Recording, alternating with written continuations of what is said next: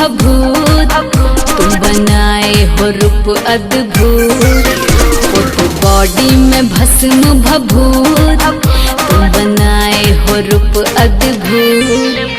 तेरे एज के लड़के तो बस मस्ती में बहते हैं। हम भक्त हैं महाकाल के, उनकी भक्ति में रहते हैं।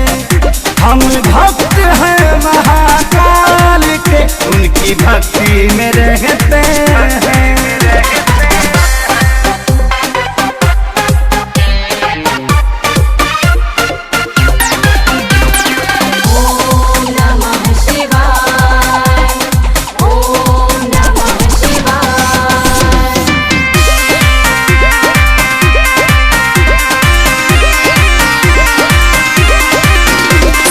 गाते हैं रिमिक्स गाने, तुम तो डमरू बजाते हो।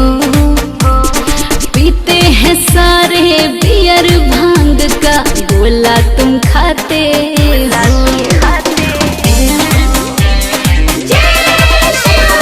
मेरे लिए पहले भोले दानी, बाकी सब बात में अलग ही मजा है शिव शंभू के प्रसाद में। तुम होड़ भंगी बात ये बस्ती में कहते हैं। हम भक्त हैं महाकाल के, उनकी भक्ति में रहते हैं। हम भक्त हैं महाकाल के, उनकी भक्ति में रहते हैं।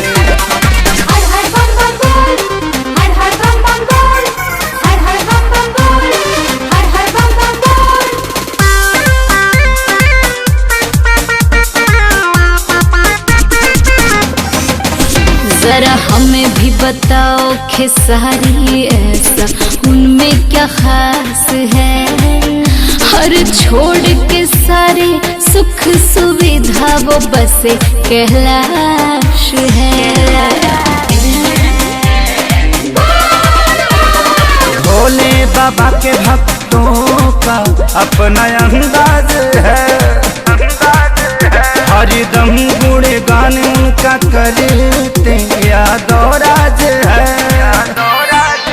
हम सभी के लिए ही सोनू, हाँ बड़ी हस्ती ये बैठे हैं। हम भक्त हैं महाकाल के, उनकी भक्ति में रहते हैं।